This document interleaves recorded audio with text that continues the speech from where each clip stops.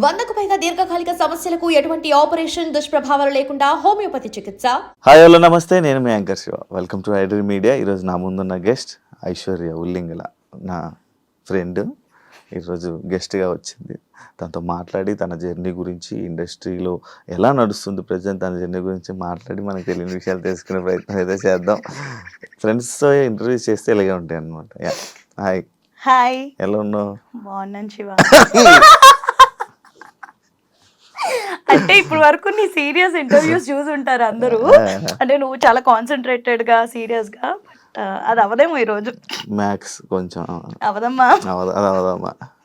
ఎలా ఉన్నావు? తెలీదా? ఇప్పుడే ఫ్రెండ్ అని చెప్పు. ప్రొఫెషనల్ చాలా చాలా బాగున్నా.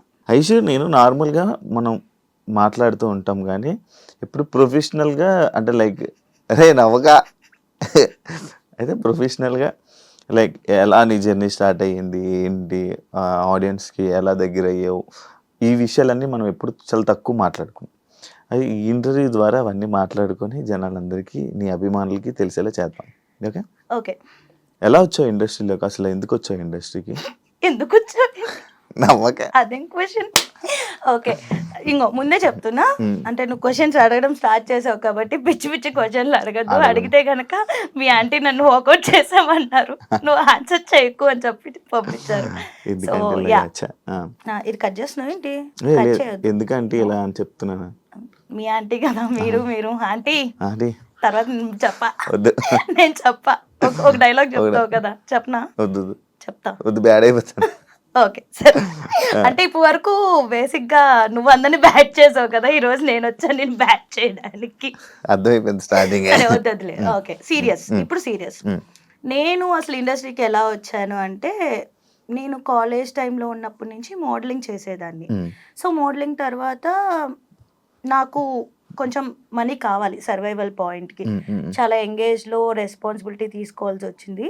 సో ఎవరో చెప్పారు ఇలా ఆడిషన్స్ జరుగుతున్నాయి, సీరియల్ ఆడిషన్స్ వెళ్ళు అంటే నేను సీరియల్ ఆడిషన్కి వెళ్ళాను అనమాట. వెళ్తే విజయవాడ అక్కడ ఒక ఏదో హోటల్లో పెట్టారు. వెళ్ళాను జీ తెలుగు ఆడిషన్స్కి. వెళ్తే వాళ్ళు ప్రొఫైల్ తీసుకున్నారు, డైలాగ్ చెప్పాను, అంతా ఓకే అన్నారు. మరి ఏమైందో తెలీదు, నాకు కాల్ రాలేదు. బట్ తర్వాత ఈటీవీ నుంచి కాల్ వచ్చింది. వాళ్ళకి నెంబర్ ఎలా వెళ్ళింది అంటే ఏమో సమ్ ర్యాండమ్ ఎవరో పంపించారు, మరి నాకు తెలియదు ఎలా వెళ్ళింది అనేది. మోడలింగ్ తరపునో లేకపోతే ఇటు నుంచో పంపించారు. నాగార్జున గారు అని కో డైరెక్టర్ ఉండేవాళ్ళు. సో ఈటీవీకి ఫస్ట్ కాంచనమాల క్రిష్ గారు ప్రాజెక్ట్ అనమాట. సో అలా నేను ఆయన ద్వారా ఎంటర్ అయ్యాను. సో అలా సక్సెస్ఫుల్లీ ఇండస్ట్రీలోకి వచ్చాను. ఆ సీరియల్స్ చేస్తున్నప్పుడే నాకు లైక్ షార్ట్ ఫిలిమ్స్ అని, వెబ్ సిరీస్ అని, మూవీ, నేను సీరియల్ చేస్తున్న ఫస్ట్ ఇయర్ నుంచే మూవీ చేయడం స్టార్ట్ చేశాను. సో అట్లాగా మంచి ఆపర్చునిటీస్ రావడం అవన్నీ జరిగాయి. ఓకే. అంటే ఇండస్ట్రీ ఫ్యామిలీ ఒప్పుకున్నారా నీకు? ఏం అనలేదా? ఏం అనలేదా అంటే లైక్ చాలా, అంటే ఇండస్ట్రీకి వచ్చే ముందు చాలా మంది చాలా చెప్తారు కదా, అలాగే భయపడ్డాము కానీ బట్ ఒక స్ట్రాంగ్ స్టెప్ తీసుకోవాలి. మనం ఏదన్నా మనం కదా, మనం కరెక్ట్ గా ఉంటే ఎవడో ఏం చేయలేడు అనే ఇదిలో నేను ఒక డేర్ స్టెప్ తీసుకుని, అప్పటి వరకు పక్కనే స్కూల్, పక్క సందులో స్కూల్, పక్క సందులో కాలేజ్ అట్లా వెళ్ళేదాన్ని. నాకు ఏం తెలీదు. అలాంటిది అలా ఫస్ట్ టైం నేను మమ్మీ కలిసి హైదరాబాద్ వచ్చాము. ఫ్యామిలీ ఒప్పుకుంటుంది అంటే my mom is interested only. అంటే నువ్వేం చేసినా ది బెస్ట్ ఇస్తావు, నువ్వు చెయ్యి, నీ వెనకాల నేను సపోర్ట్ చేస్తాను. మమ్మీ ఎప్పుడు సపోర్టివ్. డాడ్ మామ్ సపరేట్ అయిపోయారు. సో ఆ టైంలో నేను చెప్పా కదా, నాకు మనీ, నా సర్వైవల్ పాయింట్ కావాలి. నాకు నేను కాలేజ్ చదువుకుంటున్నాను, నా కాలేజ్ ఫీజు కట్టుకోవాలి, మా తమ్ముడు కాలేజ్ ఫీజు కట్టాలి. సో నాకెవరు లేరు వెనకాల కట్టేవాళ్ళు. చాలా అంటే చాలా జాబ్ చేశాను. లిటరల్లీ నేను హోమ్ ట్యూషన్స్ చెప్పేదాన్ని, మెహందీస్ పెట్టేదాన్ని, ఈవెంట్స్ చేసేదాన్ని, హోస్టింగ్ చేసేదాన్ని, ఈవెంట్స్ ఆర్గనైజ్ చేసేదాన్ని, అలా ఎవ్రీ స్టెప్, ఏరోబిక్స్ చెప్పేదాన్ని అందరి ఇంటికి వెళ్ళి. అలా అలా అంటే మమ్మీ డాడీ సపరేట్ అయిపోయాక నువ్వు ఇండస్ట్రీకి? when I was 16 they got separated. It's been 10 years. ఇప్పుడు ఓన్లీ మమ్మీతోనే ఉంటున్నావు? మమ్మీ, నేను, తమ్ముడు. మమ్మీ, నువ్వు, తమ్ముడు. Happy family, sweet family. ఎప్పుడు మీ స్టోరీస్ కూడా ఎప్పుడు మమ్మీ తమ్ముడు, మమ్మీ తమ్ముడు. మా తమ్ముడు ఎక్కువ ఇష్టమా, అమ్మ ఎక్కువ ఇష్టమా? ఇద్దరు. ఎక్కువ తమ్ముడు పెడతావు? మమ్మీ ఎక్కువ ఇష్టం. మమ్మీ రీపోస్ట్ చేయదు కదా, తమ్ముడైతే రీపోస్ట్ చేస్తాడు. ఇదే అంటే మా మమ్మీ చూస్తది పాపం, తనకి తెలిసినా సరే అంటే అలా ఏం తెలీదు ఇలా మెయింటైన్ చేయాలి అదంతా. ఊరికే మా మమ్మీ యూట్యూబ్ చూసుకుంటది, టీవీ చూసుకుంటది. కానీ సీరియల్స్ ఎందుకు ఆపేసావు?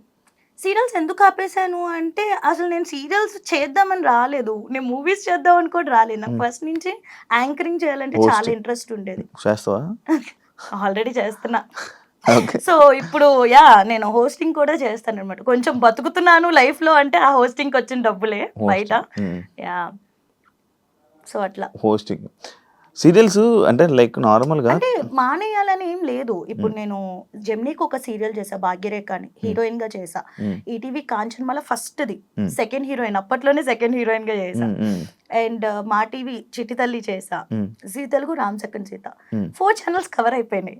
సో ఇది కాదు, ఇంకొక స్టెప్ ఎదగాలి. సో ఈలోపు మూవీస్ రిలీజ్ అవ్వడం, అందరూ మూవీ ఆఫర్స్ రావడం, వెబ్ సిరీస్ రావడం. సో 2 డేట్స్ మేనేజ్ చేయడం కష్టంగా ఉండేది. మేబీ నాకు మళ్ళీ వెళ్ళాలనిపిస్తే సీరియల్స్ కి వెళ్తావా? అట్లేం వస్తున్నాయి ఆఫర్స్ సీరియల్స్ ఇప్పటికీ చేస్తారు నిజంగా.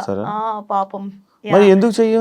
చాలా మంది ఆ సీరియల్ ఆఫర్ కూడా లేక ఇబ్బంది పడతారు కదా. నాకు వస్తున్నాయి కదా మూవీస్, వెబ్ సిరీస్ చేసుకుంటున్నా కదా, ఏదో చిన్న చిన్న సినిమాల్లో హీరోయిన్ గా చేసుకుంటున్నాలే. బిజీ కొంచెం బిజీ ఉండే. అంటే ఇప్పుడు సపోజ్ నేను సీరియల్ ఒప్పుకున్నాను 1 and 3, 2 and 4 అలా వీక్స్ బ్లాక్ అయిపోద్ది. ఆ వీక్స్ లో నాకు ఏమైనా వచ్చినా నేను బయట హోస్టింగ్, ఇప్పుడు నేను యుఎస్ వెళ్ళి హోస్టింగ్ చేస్తా తెలుగు కమ్యూనిటీస్ కి, దుబాయ్ వెళ్ళి హోస్టింగ్ చేస్తా, లేకపోతే ఇక్కడే మన సరౌండింగ్స్ లోనే, ఇండియాలోనే చాలా స్టేట్స్ లో. ఎక్కడికన్నా ఎక్కువ దుబాయ్ లోనే యూఎస్ లో తిరుగుతావు కదా. మన తెలుగు కమ్యూనిటీస్ ఎక్కువ ఉన్నాయి అక్కడ. వాళ్ళు నా హోస్టింగ్ ఇష్టం, మరి నేను ఏం చేయను, అదే వెళ్ళాల్సి వస్తుంది అలా. దాటి వెళ్ళలేదు ఎప్పుడు. నువ్వు ఈ జబర్దస్త్ వైపు, ఈటీవీ వైపు ఎప్పుడు తిరిగావు? ఈ జబర్దస్త్, శ్రీదేవి డ్రామా కంపెనీ. అసలు చెప్పాలి అంటే ఆది గారు బిఫోర్ తెలుసు అనమాట. నేను హోస్టింగ్ చేసేటప్పుడు ఓపెనింగ్స్ కి వాటికి వీళ్ళ టీమ్స్ వచ్చేవాళ్ళు. అప్పట్లో అడిగేవాళ్ళు చేస్తావా అంటే ఆహా చేయను అనేదాన్ని అనమాట. మనకి యాక్టింగ్ ఇవన్నీ అసలు వచ్చిద్దా అనే ఫీలింగ్ లో ఉండేదాన్ని నేను. కాకపోతే చిన్నప్పటి నుంచి ఏంటి అంటే ఒకటి ఏదన్నా అడుగు అంటే దానిలో వేల్లో కాలో పెట్టాను అంటే దానిలో టాప్ ఉండాలనే ఉంటాను, అట్లనే కష్టపడతా, హార్డ్ వర్క్ చేస్తా. సో అట్లా ఆది గారు ముందు అప్రోచ్ అయ్యే లేదు అని చెప్పాను. తర్వాత ఇండస్ట్రీకి వచ్చాక నేను సీరియల్స్ చేసినప్పుడు ఆది గారు అడిగారు జబర్దస్త్ చేయొచ్చు కదా, చేస్తాను అన్న. సో అలా ఆది గారితో కంటిన్యూ అయ్యాను, రాఘవ్ గారు అండ్ జబర్దస్త్ శ్రీదేవి సైమల్టేనియస్ గా చేసేదాన్ని. సో నిజం చెప్పాలి అంటే వాటి వల్లే నాకు మంచి పేరు కూడా వచ్చింది. బయట ఎవరు ఐశ్వర్య ఉల్లింగలా అన్నారు, జబర్దస్త్ ఐశ్వర్య జబర్దస్త్ ఐశ్వర్య. మరి ఎన్ని సినిమాలు ఇవన్నీ చేసావు కదా, కానీ దాని వల్ల పేరు వచ్చింది. హ్యాపీయా మరి నీకు? అది ఐఎమ్ హ్యాపీ. ఎంత ఇచ్చేవాళ్ళు నీకు జబర్దస్త్ లో? చెప్పు. అలాంటి చెప్పకూడదు, మామూలుగా అలాంటి చెప్పకూడదు. వచ్చేవా పేమెంట్? ఓకే. శ్రీదేవికి బాగానే చేసేవాళ్ళు, పర్ఫార్మెన్స్ అన్ని ఉండేవి. జబర్దస్త్ కూడా లైక్ ఓకే అంటే అందరూ జనాలు 1000 లక్షలు వచ్చేస్తాయని ఎక్స్పెక్ట్ చేస్తాం, కానీ 1000 వస్తాయి కానీ మరి లీడర్స్ కి వచ్చేంత మాకు రావు. లైక్ టీమ్ లీడర్స్ కి ఏవైతే వస్తాయో అంత రాదు. బట్ నీ ప్రొఫైల్ ని బట్టి వస్తాయి. ఇప్పుడు నా ప్రొఫైల్ కి నాకు ఎక్కువే ఇస్తారు స్టార్టింగ్. ఇప్పుడు నువ్వు ఇప్పుడే వెళ్ళావంటే నీ ప్రొఫైల్ కి ఒకలాగా ఇస్తారు పేమెంట్, డిపెండ్స్ అంతే. అలాగా ఇప్పుడు మళ్ళీ చేయడం ఆపేసావా? ఇప్పుడు కొంచెం షోస్ కంటెస్టెంట్, ఎందుకంటే నేను ఫస్ట్ నుంచి యాంకరింగ్ చేయాలనుకుంటే, సో కంటెస్టెంట్ గా చేస్తే కంటెస్టెంట్ కి రావాల్సిన పేరు నాకు వచ్చేసింది. సో ఇంకా అట్లానే అయిపోతుంది కదా, అట్లా కాదు, కొంచెం మారాలి. కంటెస్టెంట్ గా చేస్తే యాంకరింగ్ ఎలా ఇస్తారు, అందుకే ఒక 1 year గ్యాప్ తీసుకున్నాను. బట్ ఎప్పుడు మళ్ళీ వదల్లా, ఎప్పుడు కాల్ చేస్తారు, చేస్తారా ఈ షో ఉంది ఆ షో ఉంది అని. మళ్ళీ ముద్దు పెట్ట చెప్పచ్చు. లైక్ మల్లెమాల అని ఎక్కడైనా సరే ఎప్పుడు ఎవరు వదులుకోరు నన్ను, కాల్స్ వస్తూనే ఉంటాయి. సీరియల్స్ గానీ, సిరీస్ గానీ, మూవీస్ గానీ, ఏవో పేమెంట్స్ కుదరక చేసుకోం గానీ వస్తాయి. Oh super, congratulations first. Thank you. ఇల్లు కొనుక్కున్నందుకు థ్యాంక్ యూ. ఎంత పడింది? థ్యాంక్ యూ, వచ్చి బాగా చూసినందుకు, ప్రైజానికి వచ్చినందుకు. I know things happen.